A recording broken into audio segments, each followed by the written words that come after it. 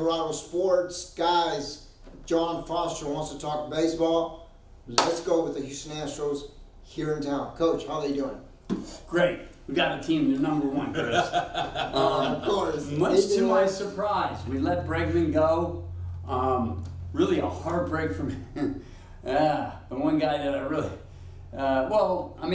we've let players go in the past, and we still have the team. Let Correa go, let Springer go. Yep. We still made it. We did give up some pitching, but we got some pitching back. It looks good. We got to run. They rank us number 2. Coach, I'm so excited because I get to use one of the phrases that my dad told me a long time ago. Pitching is what makes the game. So if you don't have good pitching, true. I agree. If you don't have good pitching, you don't have good relievers in the bullpen, you're not going anywhere and you ain't doing squat. That's what my father said. Well, the year we won it in 2002, the second time, because the first time didn't count. Yeah, it did. Cheating. No, it did. Everybody was cheating. Everybody was cheating. We can do 3 shows just on that. Houston scapegoat. I told him that'll come out already. So in 20was our pitching, if you look at it, probably the greatest pitch. I mean, the staff that we had, it was unbelievable. It was off the hook. In 2022. While I was going back, I'm going to do a little small flashback. I told Coach, I was watching that game. I didn't do the commentating on it, but it looked like every time they were throwing a pitch, I would hear trash cans. And I said to myself, please tell me this is not high school baseball. Wow. Because if it is, and I called it, I said, it looks like the Astros are cheating. And when I said that in the bar, everybody got so mad. So I was watching it from a bar, I think it was like a Mexican restaurant bar. I mean, I don't drink, but we're watching the TVs. I drink tea only. So I said, man, no, don't say that.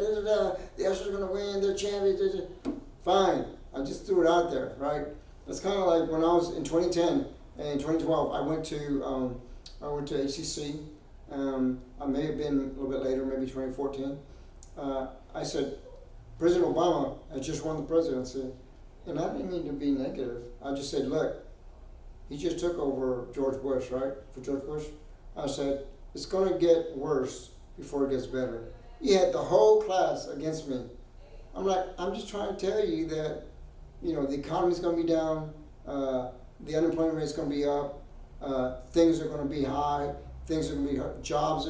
That's all I'm saying, but it's going to take time to fix it. You weren't knocking him. You were just saying what's going to happen when you start changing laws and you start trying to get things going in the right direction. For that night, when I was at the bar and I said that, hey, it looks like there's a high school baseball game here. I just hope they're not cheating. And I just, what? They're going to win. They're champions. How can you say that? Now, let me. Then we found out. Okay. We've had 3 shows on this, Coach.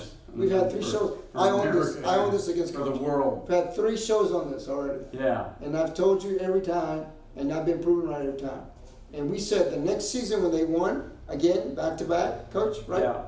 They said, okay, then does this make it seem real? Did they win? We had a great team, Lewis. 7 years we dominated. Seven This years is Houston in a row Astros we we're went to talking, right? Yes, Astros. Yeah. Okay. In 2017 So then we won. the third season, But then we dominated for every year after that. the word was out. The word was, okay, if they win this one, then all the other 2 are legitimate.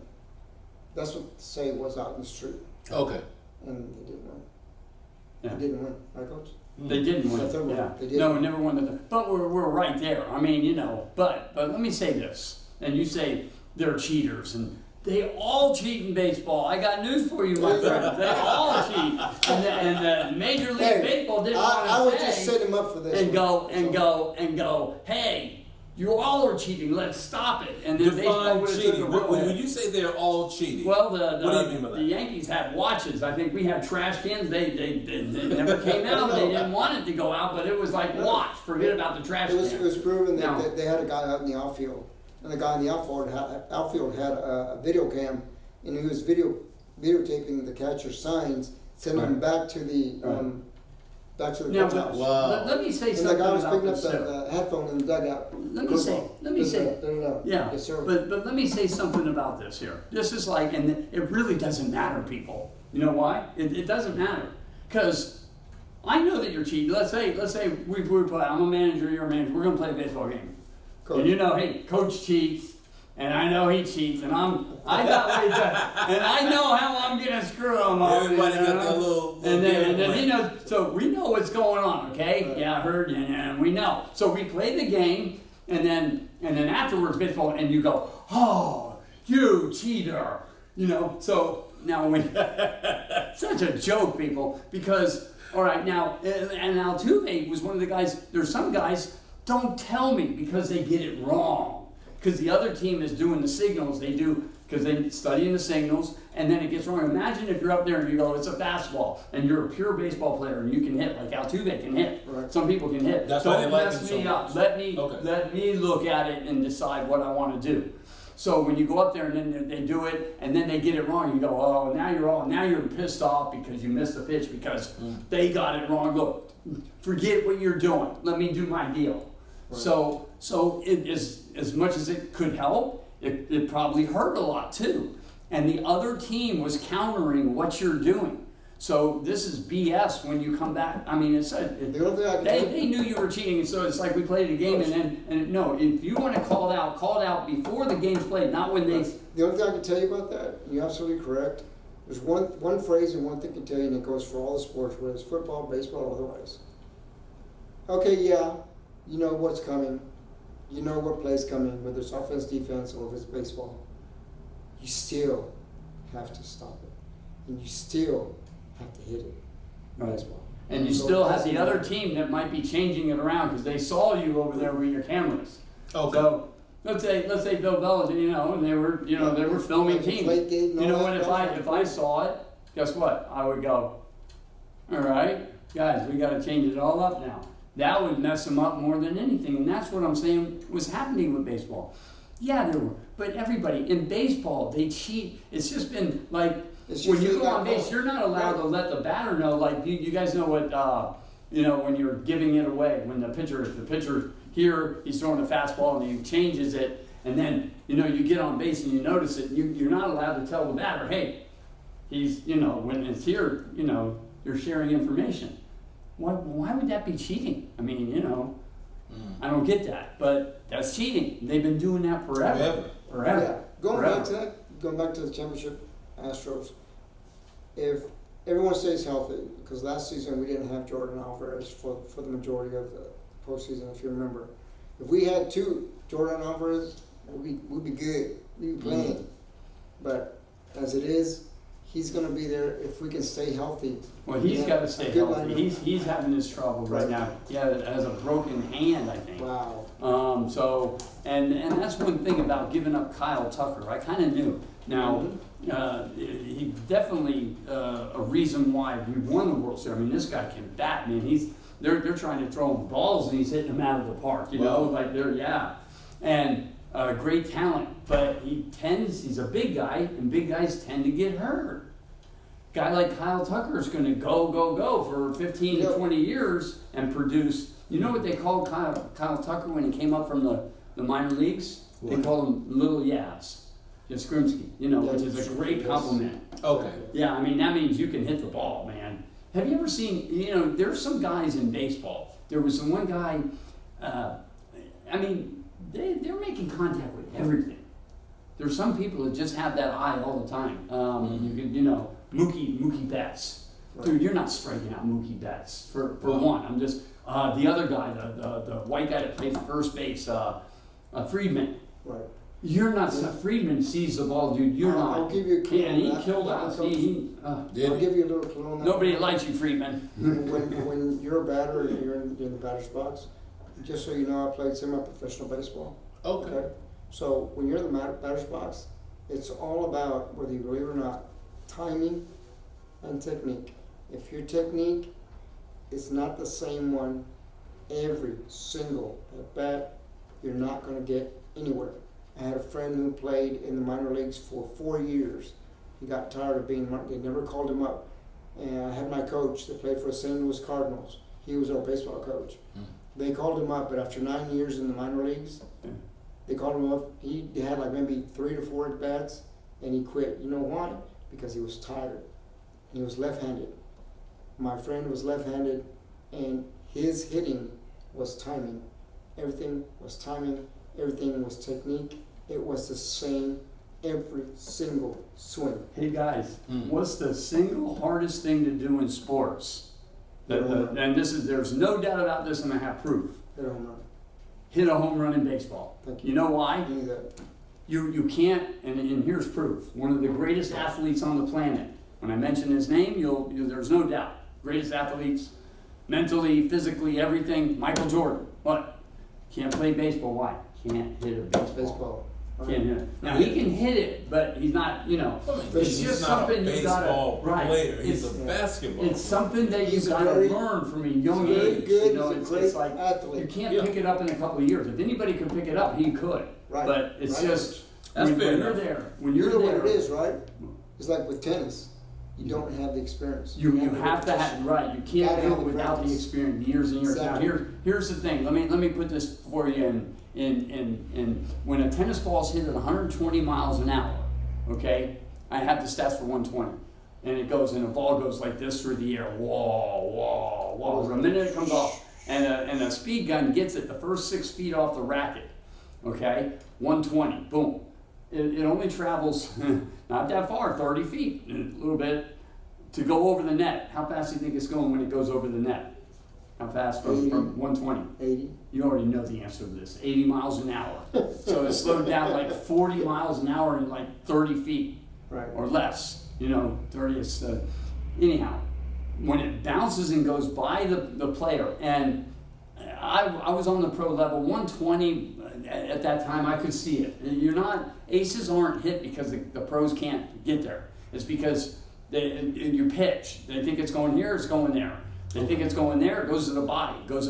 How did Carlos beat Djokovic? He served to the body like over 55% of the time on the first serve.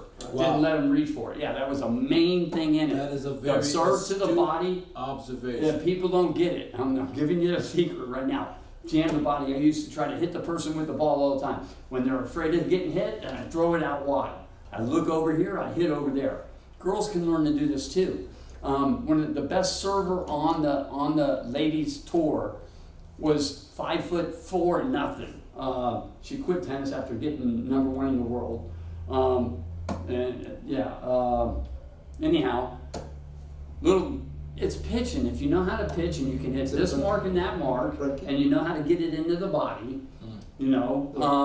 that's how you get aces. So it's not speed. Gotcha. So okay, 120. It's doing 55 miles an hour when it goes by. You hits up on the fence about 8 feet, something like that. I know what it is. Right now, I wouldn't see it. Right now, I'd be going, because I haven't seen it in a long time. It'd probably take me about 2 weeks of being around pros and watching it, and I could get it back because I had it. I believe. We'll find out. Plan to go on the tour again here sometime soon, but help some people out. But when I could get it back because I had it. So 150, I'm sure they see it. It's not a matter about speed. It's about placement and deception and pitching. So in baseball, and it's only going by you at 55 miles an hour. Trust me, you wouldn't see it. I wouldn't see it. So I don't think you guys would see it if you haven't. It'd be like you'd be like in a batting cage. You ever been in a batting cage? You go, holy, I'm not even standing there, man. But the ball is going 70 so miles fast an like hour. a big Yeah. rock. Yeah, a rock, right. Now, a tennis ball. A baseball, when it leaves the pitcher's hand at 98 miles an hour, 101 miles an hour, whatever, it leaves his hand at 97 miles an hour. It hits that glove at 97 miles an hour. It doesn't This is slow true, down. So usually the It's the measurement mass. on that, Yeah. from the time that it's let go from the pitcher's hand to the glove, you're looking at 2 to 3 tenths of a second for you to go ahead and make a decision and find out is it a curveball, is it a breaking ball, what kind of pitch is this, and can I hit it? Takes years of looking at it, You knowing have to know. what's coming out And of the if you hand. don't Yeah. have, and I didn't have the experience in high school, and I'm telling you, I was a horrible curveball hitter, sorry. I couldn't hit the curveball, okay? I was called a utility player because my fielding average was over 600. I was awesome. But it's all coaching. Did you But ever my have a batting- world-class coach teach you? It No. was hard because I didn't have any little league experience. I had no Babe Ruth experience, which is like in the teens. And then when I got to high school, I made varsity all 4 years because of my speed and my glove, and I was fast, but I couldn't hit Couldn't hit. for the life of me. You needed a world-class coach. And I could steal bases like Yeah. like nothing. Speed. And you were smart too. Yep. Yeah. But I could not hit the ball, and that's where it hurt me because I did not have the experience of being behind the plate. A lot of people would not admit that. Yeah. It takes a lot of courage to admit that. Some people will be like, oh, well, it's this guy's fault, or maybe it was the coach's fault. You know, anything other than saying, hey, you know what, I just simply didn't have And I it. found out later in life when I was married and I had my baby. I went to the doctor and he looked at me. He, Mr. Fernandez? I said, yes. He goes, have you always had that problem? I was like, what problem? With your eye. I said, what do you mean? What are you talking about? He goes, are you right-handed? I said, yes. What do you bat, right or left? I said, I bat right-handed. Okay, he says, that's what I thought. He goes, well, what happens is your eye, for whatever reason, you can have you can see the ball being pitched, and halfway through, your eye does this, Wow. and then you catch the ball, and the trajectory of the ball is no longer there. So your body swings at where the ball was seen last. So were you any good at curveballs? I said no. I was really, really bad. So you had a physical. I had a physical. Oh, so that's an involuntary. It's very involuntary. I did not know, but it hurt me. But it also hurt me that I didn't have enough. If I would have had enough at bats and experience, You could I learn, would yeah. have adjusted to all that. You know, Okay. Like, check this out, Coach. Yeah. I became a switch hitter. So I tried left-handed, right? Battler. Guess what? you were good. I was very good. Could help you. Switch Yeah. hitter. Yeah. And I'm thinking it was because of the same Yeah. reason. It's a Yeah. physiological Because of thing. the eye. You know, with seeing the ball, like in tennis too, I'm supposed to wear glasses. When I wear glasses, it's all off. I'm better without the glasses. It's not about, after a while, it's really not about seeing the ball. You know, I heard this, and I know it is with serving. With serving, it's all routine. They call it muscle memory. It's not muscle memory, it's nerve memory. And the myelin surrounds the nerves. When you see a good juggler or a good server, they're myelin. It's like you line up and you know you're going here, you're going there. You're not really aiming. You look at the target, but you can do it in your sleep. You know, the muscles just, as long as you can relax and you do the same, and you build that myelin up in the nerve. When Sampras or any of the great servers, when you see them serving, they're not aiming. They don't have to aim. It's automatic. Okay. Now, when the one thing I used to do, and you got different types of serving, but like I said, I used to pitch and quarterback. I would fool people with my toss. I could throw the ball behind me and flatten it out, throw it out to the side and hit it flat. You know, they thought it was going to be a curveball out wide, and I look out wide and I throw it out to the side and hit it flat down the middle. And then I do that a few times, and on the biggest point of the match, then I throw it out wide and I pull them wide and I got them. And what I do that, I just setting them up for all that. What do I know about tactics? Anyhow, Sampras used to be able to throw the ball up, same spot, and do different things with it. Something interesting about Sampras that I learned that's very interesting. You know, like even in boxing, sometimes you're hit somebody with something. Let's say a left hook. You know, you're hitting them, but you're not laying into it. You're just tapping them, and they get and then you think, you're not hurting me with that left hand. You're setting them up, and one time you land it and really, and that's it. You know, Yeah. so. Same thing, the tactic there in tennis, where you know you're baiting somebody into it another time when it's open, and then you take it out. It's the randomness that causes the success of the person that's actually doing something. The act. Yeah. Sampras being able to serve it, you know, a different, make the ball do different things, and I heard that like you have generational talent, and what I mean by generational talent. Decade, you know, like Federer is, you know, he does something different with his forehand, and I'm going to explain it. We're going to put it on film. Okay. Because they broke it down. There's some good people out there. Tennis, one online site. Good job, guys. But you missed something, and I think Federer is going to be impressed when he sees this. But there's something that he does that they don't get into that I show people that it's just very interesting. It's generational. The way he hits his forehand is unbelievable, and it's just different than everybody else. Tiger Woods, generational talent. He hits a golf ball, and they showed it. It goes different than what the normal golf ball might go, you know, like this, and his goes. It's just different. I forget how it was different, but it's different. You can't replicate it. You know, so people have a talent of something, and when you're serving, you got to. And I tell kids this all the time. You got to go with your talent. You know. Yeah. There's one problem where a lot of tennis coaches, most tennis coaches, are always coaching how they play.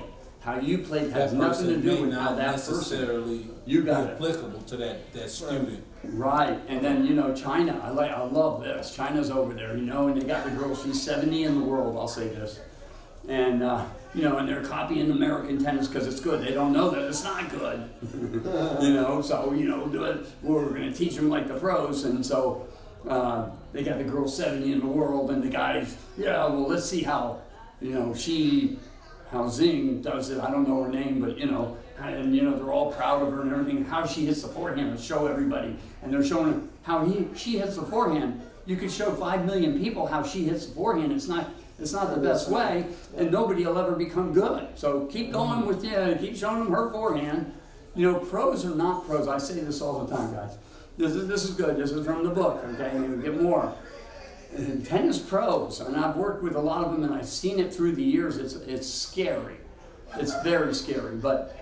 Tennis pros are not great pros because their technique and how they hit the ball. You would think they got great. They don't. The gentleman that won the River Oaks, what's his name? Brooksby. Oh my God, he's the worst. Why? Yes. See, now you don't know. No, please inform me. He's gotten better, but like years when he came out, I went, oh my God, this guy's horrible. But he competes like a lion, you know, and he's a competitor, and he's good at it, and he's going to figure out, and he's mean, and he's in shape, and he can run and dig and fight. He does. And you see that in him, and that's what makes him. If the coach didn't ruin him with really bad technique or a tactics or a game plan, you make it. So the coach has to not ruin you. Now, are there good coaches? Yeah, there's a few, but I've been on the pro tour. It's like, oh my gosh, it's terrible. So, Coach, the guy doesn't know how many balls are on the court, much less tell the score what to do. Would that be his game, his strategy? What's that? Would that be considered his game or his strategy, or he does things wrong, everybody.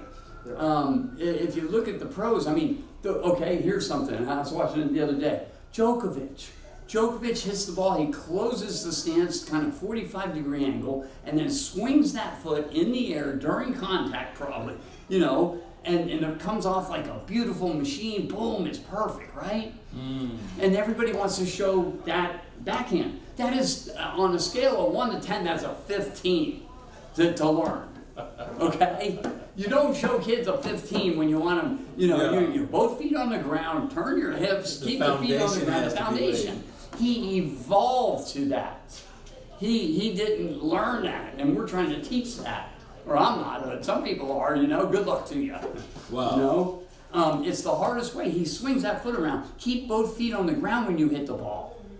Anyway, we can get into that later, and we will. Online tennis with John Foster. Wait, this comes.